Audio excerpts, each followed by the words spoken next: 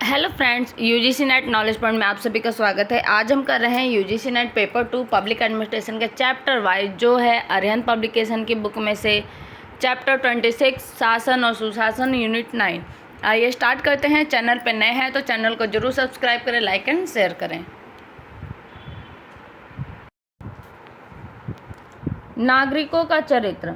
अरस्तु का विचार है कि चरित्र और योग्यता में जनता यूनानियों के समान होनी चाहिए, जिसमें उत्तरी जातियों के उत्साह और एशियाई जातियों की बुद्धिमत्ता का मूल है। उसका विचार है कि बुद्धिमत्ता, साहस और उत्साह के मूल से ही नागरिक अपना राजनीतिक विकास कर सकते हैं।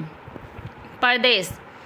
अरस्तु के अनुसार राज्य का प्रदेश बहुत विशाल नहीं होना चाहिए, किंतु उनके साथ ही इतना अवश्य होना चाहिए कि उसमें जीवन की आवश्यकताएं पूर्ण हो सके और उस पर निवास करने वाली जनता स्वयं और उदारतापूर्ण जीवन बिता सके।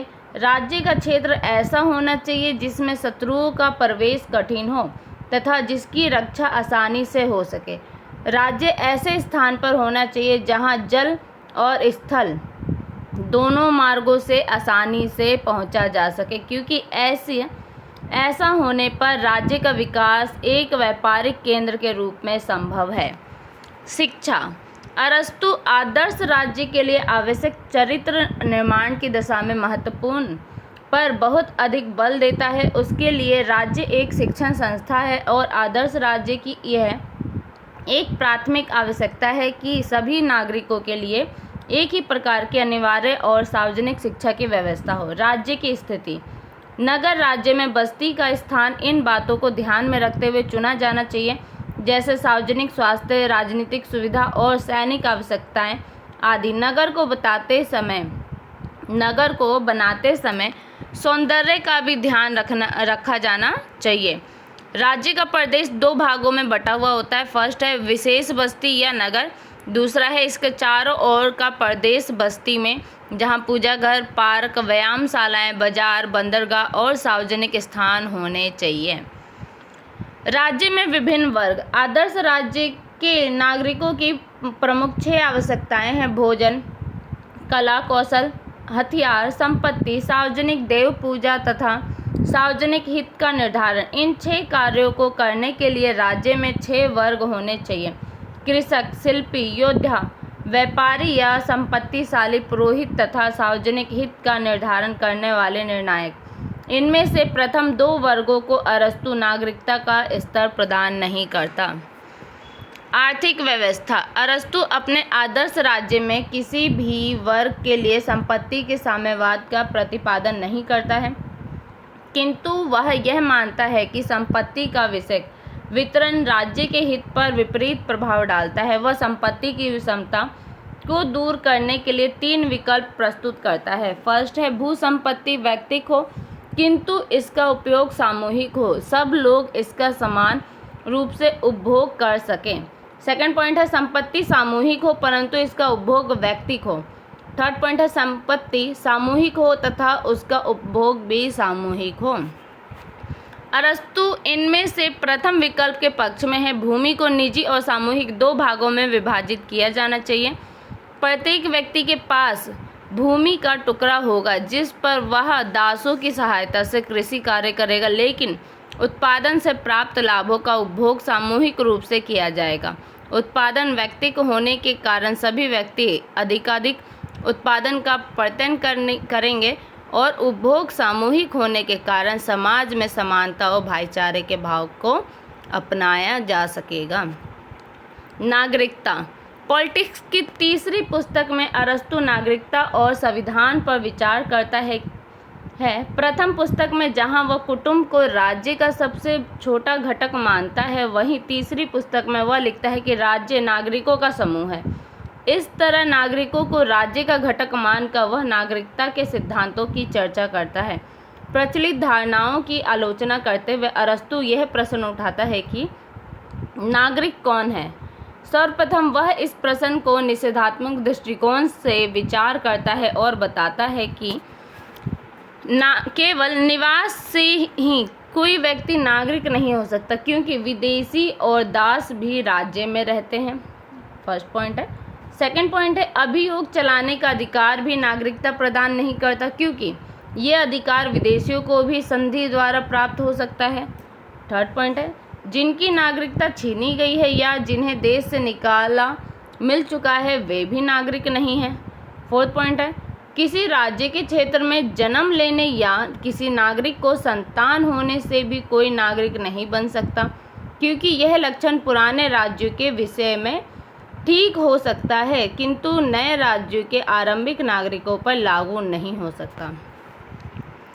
अरस्तू के अनुसार नागरिकता का निर्धारण जन्म, निवास स्थान या कानूनी अधिकारों से नहीं हो जाता वरन वह इस संबंध में व्यक्ति की राजनीतिक क्षेत्र में सक्रियता को महत्व देता है। अरस्तू के मतानुसार वह व्यक्ति नागरिक है जो स्थायी रूप से न्याय के प्रशासन तथा राजकीय पदों को ग्रहण करने की प्रक्रिया में भाग लेता है। लोकतंत्र के लिए वह इस लक्ष्य को अधिक स्पष्ट करते हुए कहता है कि वह व्यक्ति नागरिक है जो राज्य के न्याय संबंधी तथा विचार संबंधी यानी कानून निर्माण के कार्यों में भाग लेता है।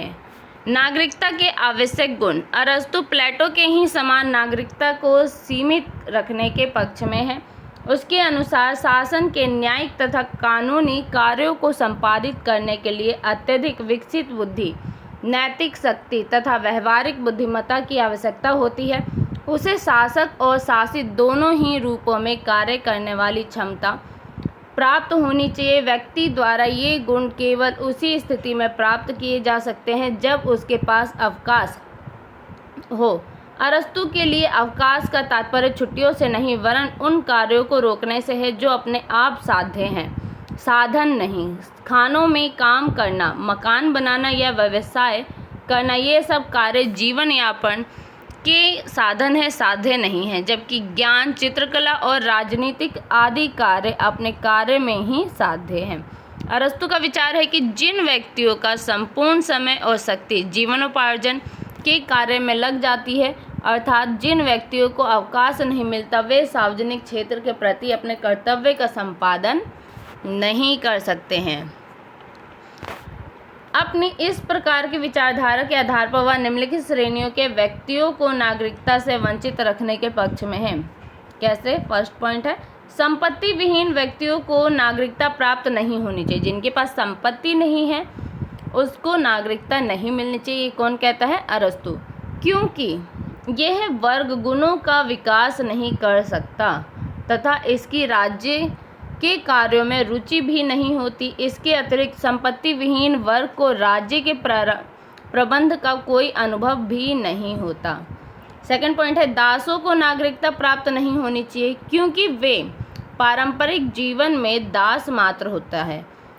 शारीरिक परिश्रम के कार्य करने के कारण उनमें उचित विवेक नहीं होता, ना ही उनके पास अवकाश होता है, यानी ना ही उनके पास छुट्टी होती है। थर्ड पॉइंट है, श्रमिक वर्ग के व्यक्तियों को भी वह इस कारण नागरिकता से वंचित करना चाहता है कि उसके पास अवकाश नहीं होता, वे नागरिकता के गुण विकसित करने की स्थिति में नहीं होते हैं। फोर्थ पॉइंट है, संपत्ति प्राप्त करने के अप्राकृतिक उपाय जैसे धकोरी आदि में संलग्न व्यक्तियों को भी नागरिकता प्राप्त नहीं होनी चाहिए। फिफ्थ पॉइंट है, स्त्रियों तथा बच्चों को नागरिकता प्राप्त नहीं होनी चाहिए क्योंकि उनकी बौद्धिक क्षमता हीनतर स्तर की होती है। सिक्स पॉइंट है, सभी वृद्ध व्यक्तियों को भी नागरिकता प्राप्त नहीं होनी चाहिए क्योंकि वे राज्य के प्रति उत्तरदायित्व पूरे करने की स्थिति में नहीं होते हैं। न्याय। प्लेटो के समान अरस्तू भी राज्य के लिए न्याय को बहुत महत्वपूर्ण मानता है, लेकिन अरस्तू ने न्याय की धारणा का प्रतिपादन प्लेटो से भिन्न रूप में किया है। अरस्तू न्याय को सद्गुणों का समूह मानता है। व्यक्ति के न्यायप्रिय होने के लिए यह आवश्यक है कि वह समुदाय के लिए अन्य सदस्यों के प्रति अपने नैतिक कर्तव्य का पालन करे। अरस्तू सर्वप्रथम न्याय के दो भेद करता है।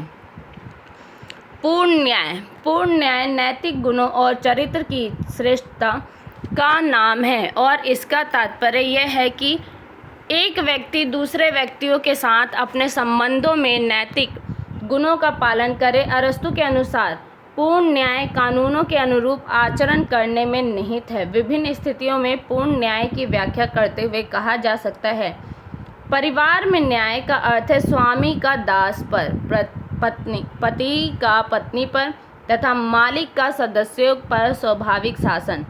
गांव में न्याय के अर्थ में सबसे चतुर पुरुष द्वारा गांव के दूसरे लोगों को नेतृत्व है। एक सक्षम राज्य का अर्थ है शिक्षित, सभ्य और गुणवत्ता युक्त व्यक्ति द्वारा अपने व अन्य लोगों पर उचित शासन करना। विशेष न्याय। विशेष न्याय का संबंध सद्गुण और भलाई के विशेष रूपों में से है, जिनके आधार पर हम दूसरों के साथ न्यायोचित व्यवहार करते हैं। इसे अरस्तु पुनः दो उपभेदों में बांटता है, वितरणात्मक न्याय और सुधारात्मक न्याय।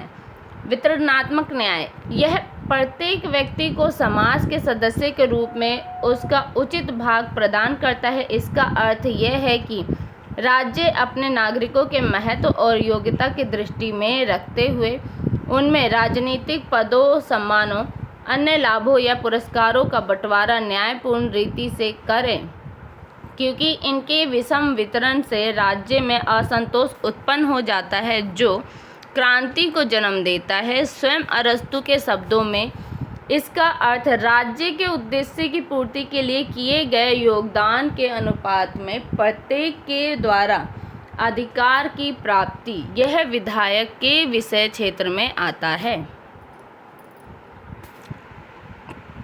समाज का सदस्य होने के नाते प्रत्येक व्यक्ति को राज्य के कार्यों में भाग लेने का समान अधिकार प्राप्त होता है। अतः जहाँ तक संभव हो पदों के वितरण में किसी प्रकार का पक्षपात नहीं किया जाना चाहिए। किसी भी व्यक्ति को अचानक या विषम अनुपात में सत्ता प्राप्त नहीं करनी देनी चाहिए, क्योंकि व्यक्ति सरलता से भ्रष्ट हो जाते हैं और प्रत्येक व्यक्ति संपन्नता को सहन नहीं कर सकता।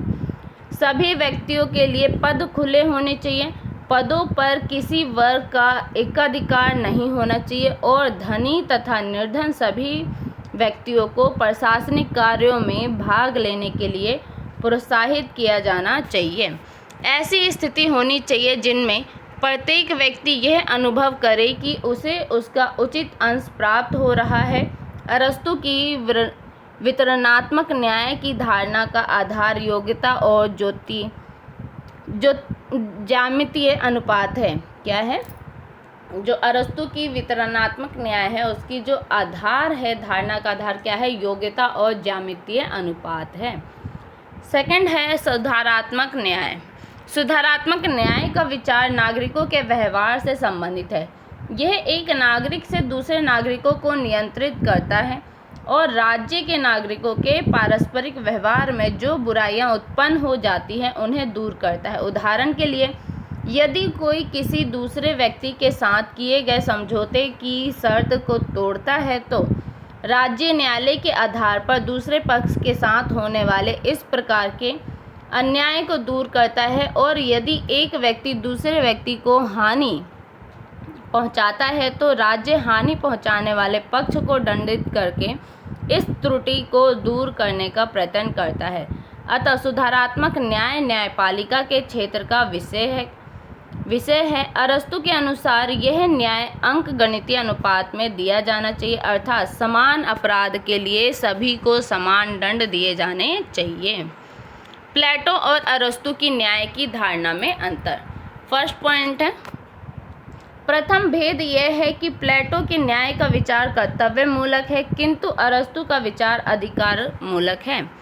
सेकंड पॉइंट है, प्लेटो के अनुसार समाज यानी राज्य 3 मुख्य वर्गों में विभाजित है और प्रत्येक वर्ग के सदस्यों के कर्तव्य राज्य द्वारा निश्चित किए जाते हैं, परंतु अरस्तु राज्य को समान व्यक्ति का समुदाय मानता है। अतः दोनों विचारकों की न्याय संबंधी धारणाओं में महत्वपूर्ण अंतर है। अरस्तु के अनुसार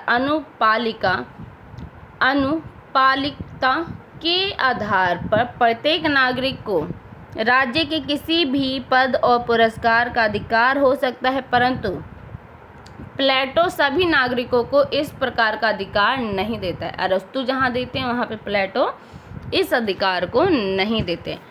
थर्ड पॉइंट है, अरस्तु की न्याय की धारणा प्लेटो की धारणा की अपेक्षा अधिक सुस्पष्ट है, यानी कि अधिक क्लियर है।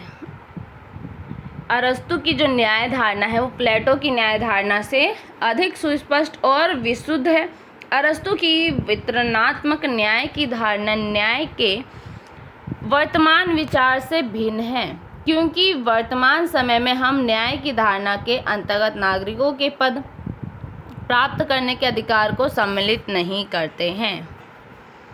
संविधान संबंधी विचार। अरस्तु अपनी पुस्तक पॉलिटिक्स के चौथे भाग में संविधान संबंधी विचार व्यक्त करता है। अरस्तु के अनुसार नागरिकता का अर्थ सत्ता, राज्य सत्ता में भाग लेना अर्थात राज्य के नीति निर्धारक एवं न्यायिक कार्यों में भाग लेने का अधिकार है। ये अधिकार किन्हें और किस रूप में मिलने चाहिए, इसका उत्तर अरस्तु ने अपनी संविधान विषयक धारणा में दिया है।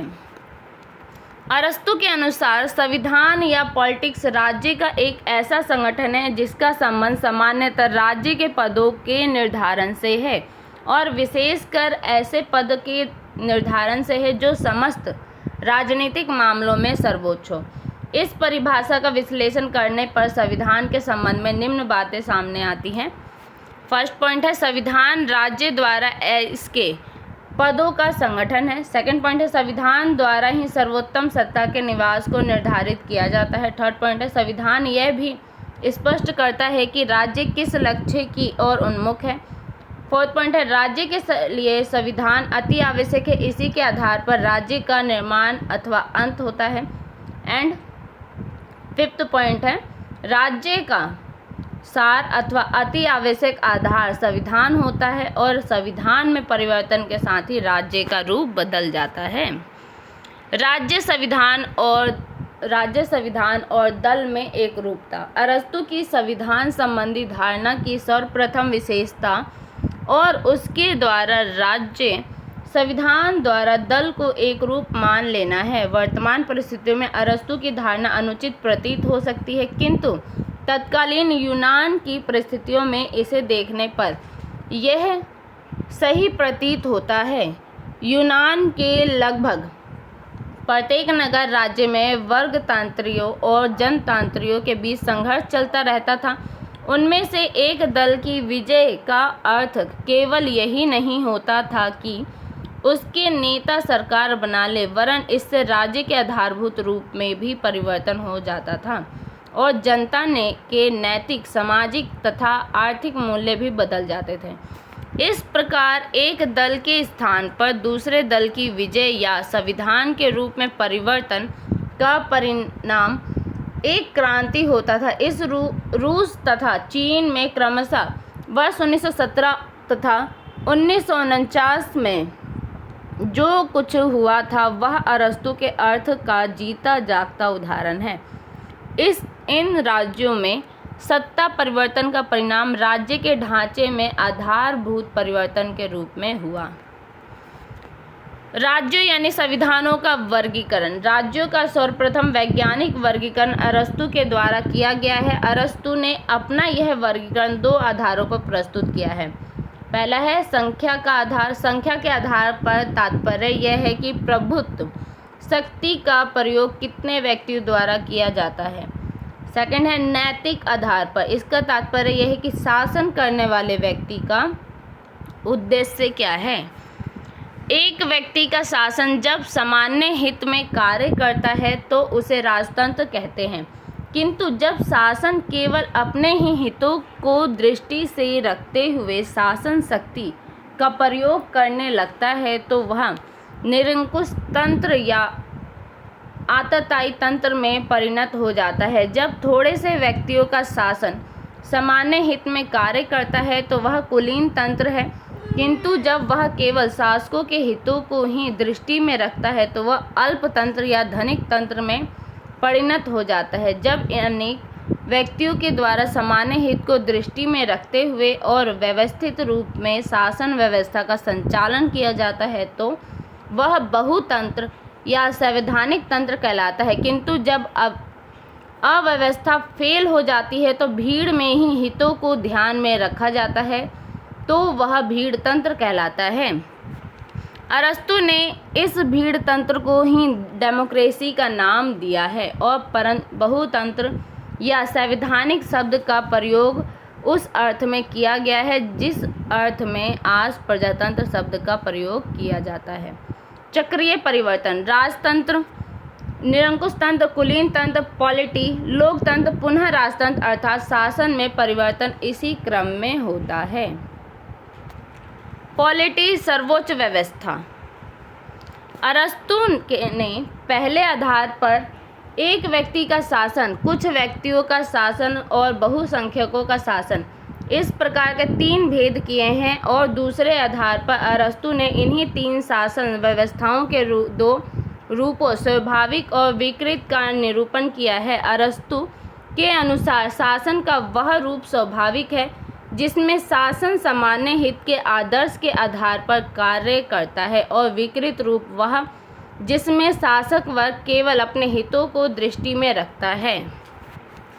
अरस्तु के अनुसार जिस प्रकार साइकिल के पहिए घूमते हैं उसी प्रकार शासन के रूप में भी नियमित रूप से बदलते रहते हैं। राजनीतिक परिवर्तन का यह चक्र राजतंत्र से प्रारंभ होता है और क्रमशः आततायी तंत्र, कुलीन तंत्र, वर्ग तंत्र, संवैधानिक तंत्र और भीड़ तंत्र के बाद अंत में फिर से राजतंत्र के रूप में परिणत हो जाता है। आलोचना और मूल्यांकन। आलोचकों द्वारा अरस्तु के राज्यों के वर्गीकरण की अनेक धारणाओं पर आलोचना की गई है जिसमें निम्नलिखित प्रमुख हैं। फर्स्ट है सरकारों का वर्गीकरण, सेकंड है अवैज्ञानिक तथा संख्यावाचक वर्गीकरण, थर्ड है प्रजातंत्र का उचित स्थान नहीं, फोर्थ है वर्तमान राज्यों पर लागू नहीं होता, फिफ्थ पॉइंट है परिवर्तन चक्र त्रुटिपूर्ण है।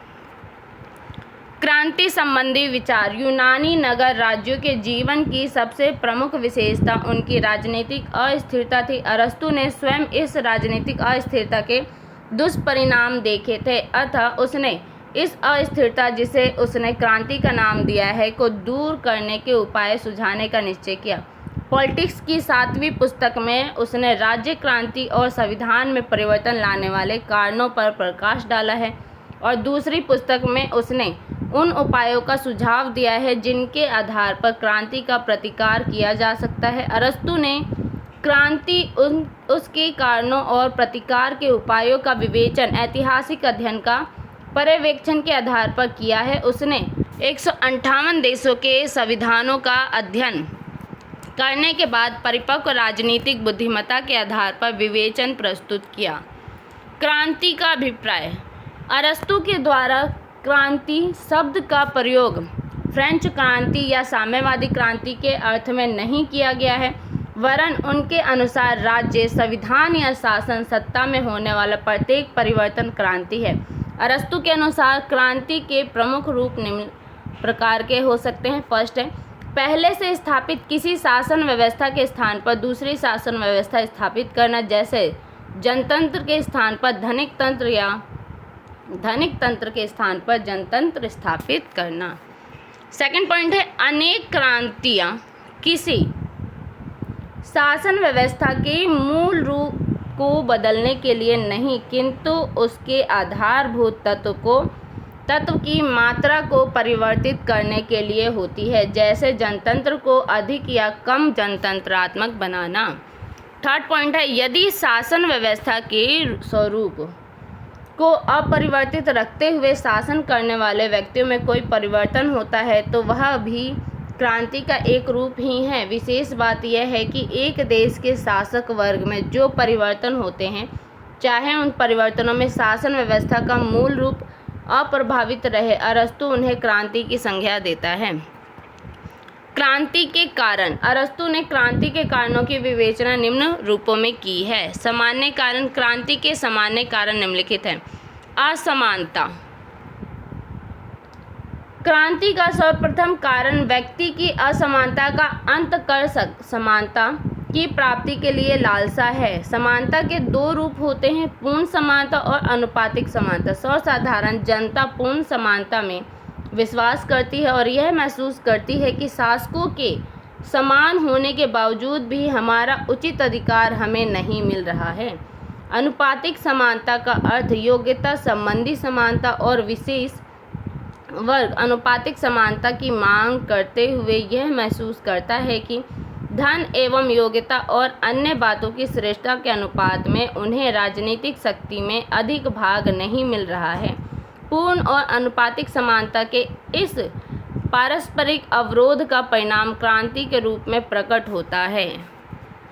अरस्तु के शब्दों में छोटे व्यक्ति बराबर होने के लिए विद्रोही बना करते हैं। जो अरस्तु हैं वो कहते हैं कि जो छोटे व्यक्ति होते हैं वो बराबर होने के लिए विद्रोही बना करते हैं, यानी किसी व्यक्ति के बराबर पहुंचने के लिए क्या करते हैं, वो विद्रोही के रूप में उभर आते हैं। और बराबर स्थिति वाले बड़े बनने के लिए यही मनोदशा है, जो बराबर की स्थिति में है वो और बड़े होने के लिए यही मनोदशा अपनाते हैं, जिससे क्रांतिकारियों की उत्पत्ति होती है।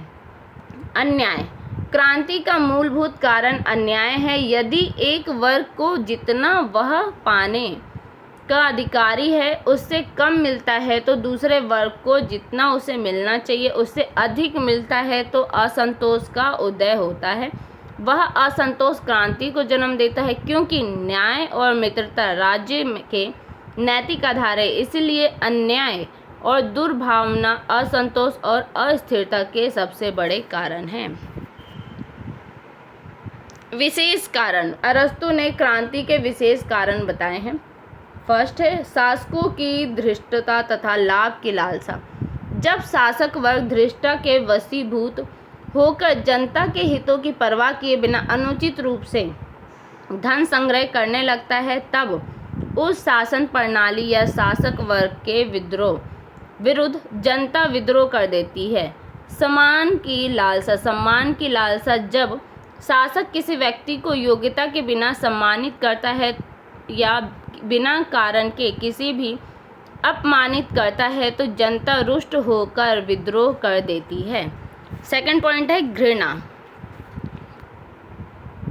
घृणा क्रांति को जन्म देती है। उदाहरणार्थ धनिक तंत्र में जब धनिक शासक वर्ग बहुसंख्यक किंतु अधिक वंचित दरिद्र जनता को तिरस्कार की दृष्टि से देखता है तो ऐसी स्थिति में जनता विद्रोह कर देती है।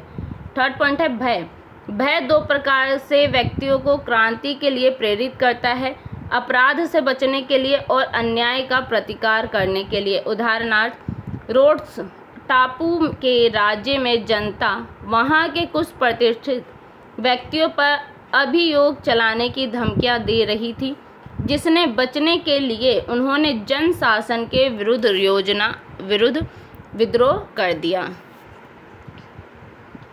थर्ड पॉइंट है विदेशी या विजातीय तत्व भी क्रांति का कारण बन जाते हैं। यदि राज्य में रहने वाले विजातीय तत्वों का भावनात्मक एकीकरण न हुआ हो तो राज्य में सदैव ही क्रांति की आशंका बनी रहती है, क्योंकि ये विजातीय तत्व विदेशी शत्रुओं के साथ मिलकर राज्य के लिए संकट खड़ा कर देते हैं। फोर्थ पॉइंट है क्षुद्र घटनाएं। कभी कभी क्षुद्र घटनाओं के गंभीर परिणाम के रूप में क्रांति घटित होती है। उदाहरणार्थ साइराक्यूज के दो कुलीन युवकों की परिणय संबंधी कला ने राज्य के अधिकारों को दो वर्गों में विभक्त कर दिया और राज्य को क्रांति का सामना करना पड़ा। फिफ्थ पॉइंट है परस्पर विरोधी वर्गों का संतुलन होना। क्रांति का एक कारण परस्पर विरोधी वर्ग यानी धनिक एवं निर्धन का राज्य में संतुलन होना भी है। जब एक पक्ष दूसरे पक्ष से प्रबल होता है तो सामान्यतः संघर्ष नहीं होता, किंतु जब दोनों पक्षों की शक्ति बराबर होती है और दोनों को विजय प्राप्ति होने की आशा रहती है तो वे विद्रोह करके सत्ता हस्तगत करने का प्रयत्न करते हैं।